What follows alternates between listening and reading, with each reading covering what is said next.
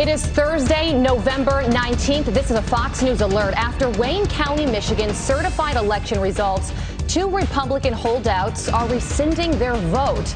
They say they were bullied into siding with Democrats. We are live in Washington with that major twist. I'm still confused. Well, then you're confused. I'm confused, and then I'll tell you what, Jimmy. Parents are still confused as well. That's the question. I don't think it's obnoxious at all. Well, I don't really care what you think. Oh, how about that exchange? Governor Andrew Cuomo lashing out at reporters over the decision to close New York City schools. But this morning, thousands of students in the country's largest district will stay home. The fireworks in the Big Apple as COVID-19 cases spike nationwide. And America's most famous Christmas tree looking a little Charlie Brown. Fox and Friends First starts right now. Oh, I didn't know either. Yeah. I also heard that there was a little owl that was transported in the tree. There's a lot happening with that tree. We will get to it. Good morning. You're watching Fox and Friends First on this Thursday morning. I'm Jillian Muley. And I'm Carly Shimkus in for Todd Pyro. We begin with a Fox News alert. A major flip-flop in a key battleground state. GOP members in Wayne County, Michigan, rescinding their decision to certify the results of the 2020 election, claiming they were bullied into approval. Griff Jenkins is live in Washington with the breaking development. Griff, what's the latest? Carly, Jillian, good morning to you. Well, things are very interesting in Michigan indeed. Now, Biden won by some 146,000 votes, but in Wayne County, the largest county, where remember the 2 GOP canvass board members deadlocked that certification vote as they were unhappy about the canvassing there and the procedures. Well, under extreme pressure, they capitulated and reversed their votes for it. Well, now they're recanting that vote in affidavits. Monica Palmer says this about the pressure, saying the comments made accusations of racism and threatened me and members of my family. The other member, William Hartman, says, I voted not to certify and I still believe this vote should not be certified. Until these questions are addressed, I remain opposed to certification of the Wayne County results. So what does this mean? It's a little unclear. Wayne County's results and those of Michigan's other 82 counties now go to the Secretary of State, Jocelyn Benson, to present them to the Canvass Board, State Canvass Board, scheduled to meet on Monday, November 23rd. That board also has 4 members, 2 Democrats and 2 Republicans. So we'll see where this goes. My guess is we could see legal action. Now, down to Georgia. We'll soon know the results of the historic hand recount there. The deadline was midnight. We expect an announcement around noon today. But we already, of course, over the last few days have learned thousands of uncounted votes were uncovered. Remember, in Floyd County, 2,600 ballots netted 800 votes for President Trump. In Fayette County, 2,700 ballots netted 449 votes for Trump, 293 uncounted votes in Douglas County, 284 in Walton County, netting the president another 148 votes. Now, all of that far shy of the overall margin deficit, but Georgia's director of election operations, Gabe Sterling, says if the shoe were on the other foot, the Biden campaign would be pursuing this. If this was 14,000 votes the other way, I believe Biden supporters would be screaming that this was all inappropriate and not done correctly. This as DeKalb County's GOP chairman David Schaefer claims Biden's vote had been overcounted by more than 9,600 votes. But Sterling dismisses Schaefer's claim, saying the error was discovered and corrected before entering the official ballot count. And then there's Wisconsin. The president's campaign paying $3 million out of pocket for a recount in 2 counties, Dane and Milwaukee. We'll see where that goes. One thing is clear. The president is waging battles in multiple battleground states, so this is far from over. Yeah. Jillian, Carly? What a mess. It's hard to keep track, so thank you for being all over it. All right, cool. Thanks, Griff. And top House Republicans are demanding an investigation into the alleged errors and misconduct in the 2020 presidential election. Congressman Jim Jordan sounding off after calling for hearings immediately. Why? Why don't Democrats want to get to the bottom of all the irregularities, all the problems we saw in the 2020 election? Ranking Member Comer and I today first call for an investigation. We sent a letter to Mr. Nader and Chairwoman Maloney. Why don't you guys investigate? That to me is the fundamental question. In the letter, Jordan and Comer argue Democrats owe it to Americans after, quote, 4 years baselessly calling into question the legitimacy of the 2016 election with debunked allegations of Russian collusion, end quote. And as the legal action plays out, Fox News contributor Mark Thiessen says President Trump may be a one-term president for now, but a return is very possible in 2024. Take a listen.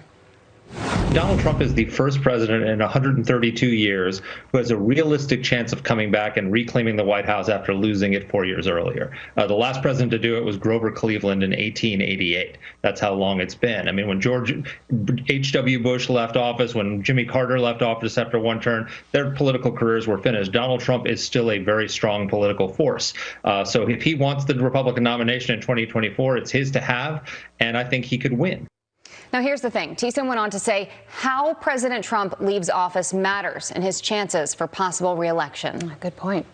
Okay, a new report of new records from the Senate investigation into Hunter Biden, further linking the Biden family to China and Russia. Senators Chuck Grassley and Ron Johnson's report reveals 2 wires of $3 million sent to a business associate of Hunter's. The report also finds that company was working to get business deals with the Kremlin. Joe Biden has repeatedly denied he had knowledge about his son's business deals. South Carolina Congressman Ralph Norman will weigh in on the new report next hour. A grim milestone as the U.S. surpasses 250,000 coronavirus deaths. City and state leaders now beefing up restrictions as Americans prepare to spend the holidays without loved ones. Ashley Strohmeyer is live with those new guidelines. Ashley. Yeah, the number of coronavirus cases has increased by more than 100,000 every single day since the November election. Well, now experts say the worst may be yet to come. Shockingly enough, according to Johns Hopkins, more than 250,000 people have died from COVID-19 in the U.S. As of this morning, New York City schools, the largest school system in the country, are shut down and moving remotely. Governor Andrew Cuomo and reporters got hostile about the topic in a news conference. Listen.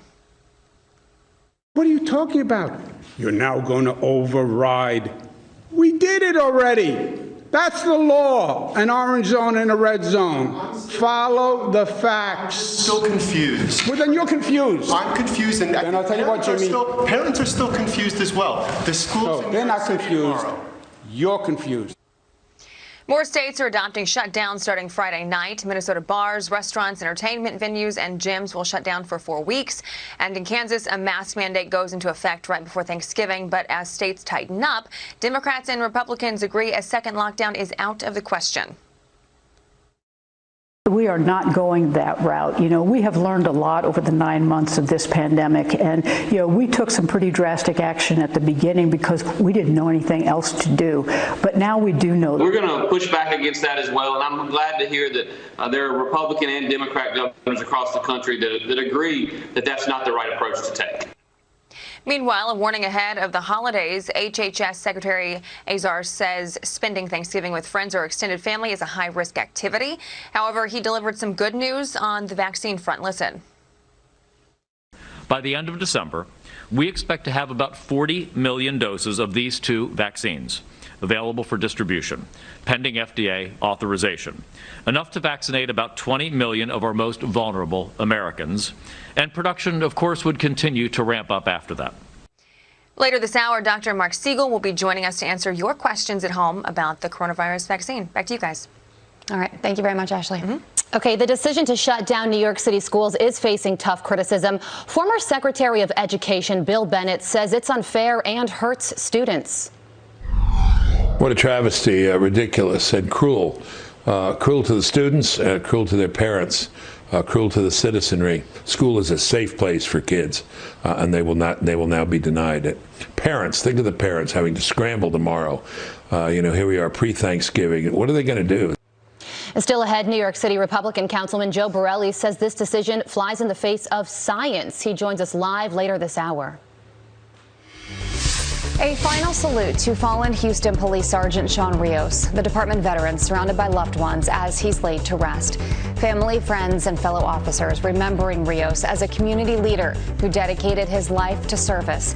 He was killed in a shootout while on his way to work last week. The Houston police chief is rejecting calls from the suspect's attorney for an outside investigation. The attorney requested it be handed over to Texas Rangers to avoid any conflicts of interest. Nancy Pelosi appears to be keeping her promise, Carly, to give up the gavel. Thank you so much, Juliet. You're welcome. After Democrats nominate her to serve as Speaker again. I'm curious if you anticipate that this coming Congress would be your last as Speaker. Well, let me just say that when that conversation took place, there was a move to put limits on the leadership and the chairs of committees. What I said then is whether it passes or not, I will abide by those limits that are there. Pelosi pledging back in 2018 to only serve 2 additional terms. The California Democrat is expected to relinquish control after the next midterm elections. Matthew McConaughey says a future in politics could be all right. You know, I feel like they wanted me to say, like, all right. Well, you did it anyway, so did I. The Texas native opening up about a potential run for governor. Listen. You ever going to run for anything? I don't know. I mean, that wouldn't be up to the people more than it would me. Politics seems to be a broken business to me right now. And when politics redefines its purpose, I could be a hell of a lot more interested. Well, the actor clarifying his remarks overnight on The Late Show with Stephen Colbert, saying he has no political plans right now. I could see it happening. Yeah, he'd make a very handsome governor, wouldn't he? Interesting. Still ahead. New research suggests vaccinating young people first could have the biggest impact once a COVID-19 vaccine is approved. Dr. Mark Siegel will explain the science next. And Senator Lindsey Graham versus the Squad as they call on him to resign. That fiery exchange also coming up. Good morning and welcome back. As the government gears up for distribution tomorrow, Pfizer says it will apply for FDA emergency use approval of its vaccine candidate. It is reportedly 95% effective at preventing COVID-19. So is there finally light at the end of this tunnel? Author of COVID, The Politics of Fear and the Power of Science, and Fox News medical contributor Dr. Mark Siegel joins us now to break it down. Good morning, sir. Morning. Good morning, guys. How are you? Great. So in a year where there has been just consistent bad news, this vaccine news appears to be getting better and better. So are you as happy about all of these developments as a majority of the medical community? I'm very excited about this news, and especially the news out of Pfizer yesterday. Pfizer BioNTech, it's a German vaccine company plus Pfizer, that, you know, they give the vaccine to 22,000 people, and they gave it to 22,000 got the placebo, right? 44,000 people. We didn't know how many of those people, Carly and Julian, we didn't know how many of them were going to actually get COVID. That's the goal. If enough people get COVID, we can then see if the majority of them are in the placebo group or in the vaccine group. Get this, out of 170 people who got COVID, 162 of them were in the placebo group. That's where the number 95% comes from. And you know what that number is? That's as good as the measles vaccine, which is one of the most powerful vaccines in the history of vaccines. So we are really excited about this. Wow. So how long do you think it would take to get the FDA emergency use authorization, and when do you think that that might happen? So that's a great question. They've compiling the safety data now. They looked at 8,000 people. They're getting 19,000 people together with the safety data. My sources inside Health and Human Services tell me within a couple of weeks, the Pfizer vaccine will likely have an emergency use authorization. Not before Thanksgiving, probably right afterwards. You're going to see that approval. Yeah, amazing. And, you know, after you get the shot, I can't imagine you would be automatically immune to it. So how long, do we know how long it takes to kick in? Well, it takes about 2 weeks for most vaccines to develop immunity. In this case, you got the first shot, and then you got the second shot 3 weeks later. The first shot showed a lot of effect here on the Pfizer trial, but I would say a very conservative estimate would be after a month. After you get the second shot, you're probably immune at that point. Another study came out, by the way, that showed that those who were getting over COVID might actually be immune for well over a year. And the vaccine gives you even more immunity than that. So this vaccine may actually last a couple of years, this and the Moderna. Wow. We don't know for sure yet, but it's looking like a longer-term immunity than we thought. That would be incredible. I know that information, though, you know, we just can't know those details right now. I know we need more time, more studies. Right. Just a minute ago, we had up the distribution information from Pfizer, their goal, 50 million doses by the end of this year, 1.3 billion in 2021. My question to you regarding that is, how important is it that the younger population get vaccinated once, everyone, the general population, is able to get vaccinated? Because there are a lot of asymptomatic cases out there. Younger people might not necessarily have as many symptoms or have the severity as older people in the population. So do you think it's crucial that they get it? So the younger people are our silent spreaders. And it's very, very crucial to stop this pandemic that we get all of them vaccinated. But the purpose of a vaccination is twofold. One, to protect somebody most at risk. Two, to protect the herd. So the first thing we're going to do is to give it to those most at risk, healthcare workers that are getting it on the front lines, and then elderly people, starting with nursing homes, and people in high-risk situations for spreading it internally. Once those groups have it, and the obese and the elderly, once they have it, then we have to make it a priority to give it to young people to stop the spread. They may not get sick, but they're spreading it without knowing it. And Dr. Siegel, we're not done with you yet. You're going to stick around for the next hour because you're going to be back answering some of your questions at home on the COVID-19 vaccine. If you have any, make sure you send them to us on social media. That's coming up in the next hour. Dr. Siegel, thank you. Looking forward to it. Thank you. Such exciting stuff. Okay, still ahead, Governor Gavin Newsom under fire after breaking his own COVID-19 guidelines to attend a dinner. But this isn't the first time Democrats have been accused of a double standard. Kristen Tate from Young Americans for Liberty joins us on the list of lockdown rule breakers. We're back with a Fox News alert. Republican officials in Wayne County seen here demanding their vote to certify election results be reversed. This as the two claim they were misled after suggesting further investigation into the election process. Joining me now to react, Young Americans for Liberty, Kristen Tate. Good morning. Good morning. Thanks for having me. Yeah, absolutely. A lot going on in Wayne County, which is the Detroit area. So you have yesterday the Board of Canvassers, which consists of 2 Republicans and 2 Democrats. They voted to certify these election results. Now the Republicans on this board are saying, we're going to take that back. We were bullied into this and misled. So what's going on there? Yeah, they were bullied, and the bullying and smears that were really leveled at these 2 board members was just despicable. I mean, all over the country, it seems like Democrats are furious at efforts to make sure that this is a fair election. We want to make sure that all legal votes are counted, of course, but illegal votes just should not be counted, and I don't think there's anything controversial about that statement. And these 2 board members had initially agreed to certify on the understanding that there would be an audit conducted over inconsistencies in absentee ballots. But then when they started to believe that that audit would not actually happen, that's when they reversed their decision. Yeah. So these 2 Republican canvassers, they said that they were bullied into this. They were called racist for saying that they didn't want to confirm these election results. Let's take a listen to a little bit of what that sounded like.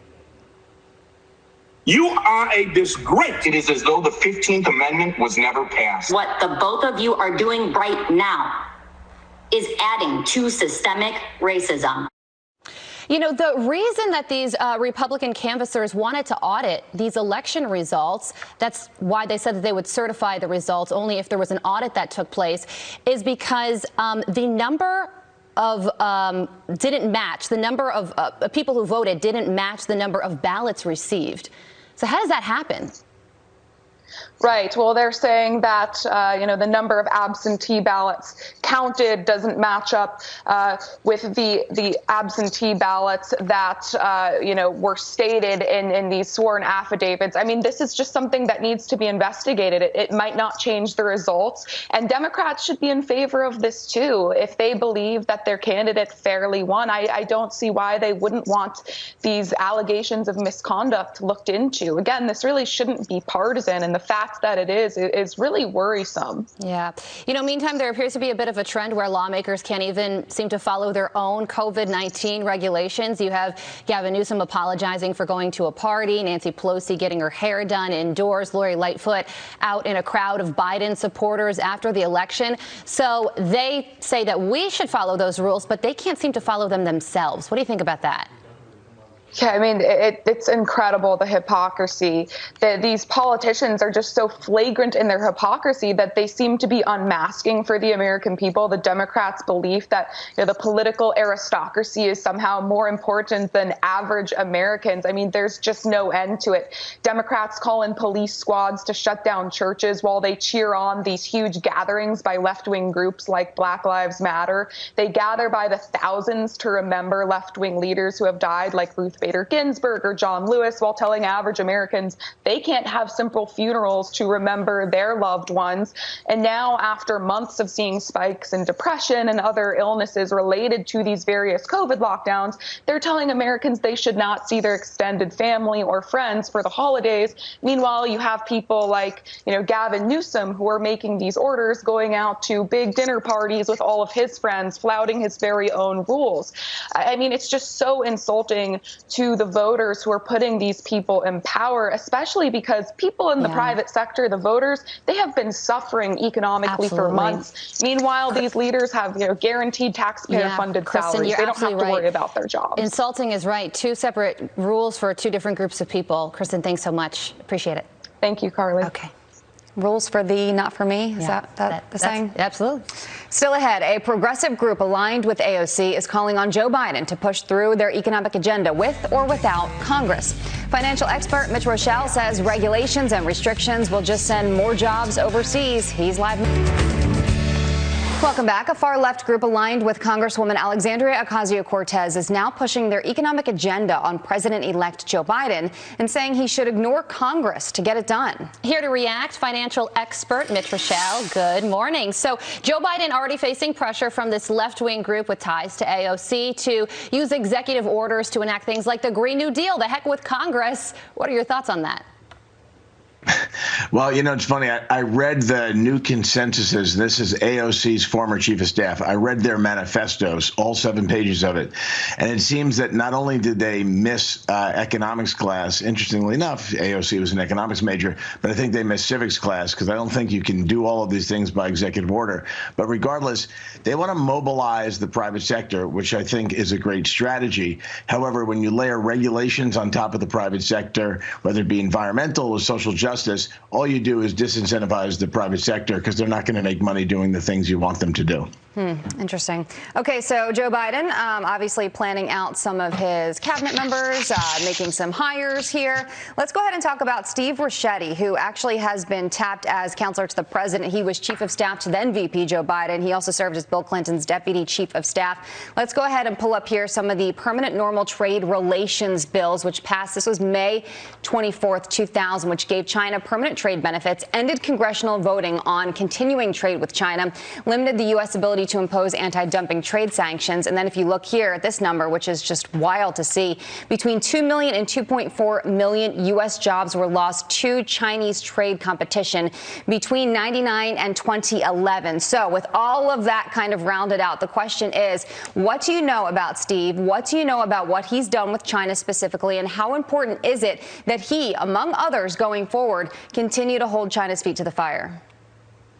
I think you nailed it there, Jillian. I think holding their feet to the fire is the most important thing. Some people may not like the Trump administration's tariffs or some of their other mechanisms for getting China to the table, but the fact of the matter is we got them to the table. There would be dumping, whether it be theft of IP, whether it be some of their military actions around the world. China needs to be held accountable, and what happens when you don't hold them accountable, we see a major shift in jobs. And if you go back to what we talked about in the previous question, if you put more and more restrictions on American businesses are going to find places where they can do things a lot less expensively, and China's a place. So I think you need a multi-pronged strategy, and holding China's feet to the fire continually needs to be part of it. Yeah. Meantime, back to the squad. They want Joe Biden to cancel student loan debt, which is great for folks with student loan debt. But who really pays that price? Well, it's all of us. Roughly 92% of all the student loans that are out there, and it's 1.6 trillion with a T. Student loans are held by the federal government in some way, shape, or form. So if we just let that all go, we end up paying the price. And right now, the last thing we want to do is start extinguishing federal debt and adding more to the amount of money that at the end, future generations are going to need to pay. One little nugget: there's 59 members of Congress that have student loans in some way, shape, or form. Interesting. And that's quite a big voting block. And in fact, 3 members of the squad have it. AOC, Tlaib, and Omar have college or grad school debt. So it's interesting that they're advocating for making the debt go away. You know, part of the problem here is, though, you have so many people who over the course of time, over the last X amount of years, have successfully paid off and have spent a lot of time and worked really hard to pay off their student loan debt. And they're pretty frustrated and upset right now, because they said, I did it. So what happens to me? Do I get my money back? Yeah. No. Mitch, thank you. Thanks, Mitch. Appreciate it. Just Expressing the frustration of emoting. We love it. All right. Okay. Meantime, we got to. Good morning. Welcome back. New York City Mayor Bill de Blasio shutting down schools starting this morning as their COVID-19 positivity rate reaches a benchmark 3%. Here to react is New York City Councilman Joe Borelli. Joe, good morning. Good to see you. Good morning. Good morning. Okay, so let's go ahead and take a listen to what Cuomo has to say as he lashes out at reporters over these closures yesterday. Listen. I'm still confused. Well, then you're confused. I'm confused, and then I'll tell you what, Jimmy. Parents are still confused as well. The schools are open by state law. Will they be open tomorrow? That's the question. I don't think it's obnoxious at all. Well, I don't really care what you think. Joe, what is your reaction? I don't know if that's exactly what parents need to hear right now, is it? Well, the good reporter you hear in that piece is named Jimmy Vielkind, a very well-respected reporter. The sort of crazy person you hear in that piece is actually Governor Cuomo, who just has the wheels coming off the train when he realized that the mayor of the city of New York is actually overruling him on this and closing schools for 1 million parents in New York City. The reaction from everyone should be extremely, extremely angry, because the party that constantly lectures us on following the science has decided, at least with this issue, to abandon all the science and close schools and let children get the irreparable harm that they've been continuing to get by not having themselves in front of a school, in front of a live teacher. Parents should be angry. I'm angry. And really, people around the country should be angry as well, because this is the direction that their school districts might go in.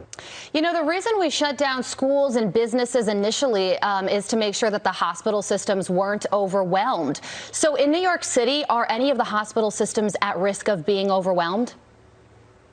No, not at all. And they're actually very well prepared. And look, I don't want to see people going into the hospital. I don't want to see COVID patients taking up ICU beds. All of that stuff we can all hope and pray doesn't happen. The good news is we have pretty clear and consistent science that schools are not becoming super spreaders, both for the children and for the adults that work there. So it's unclear why this has become the focus of the de Blasio administration.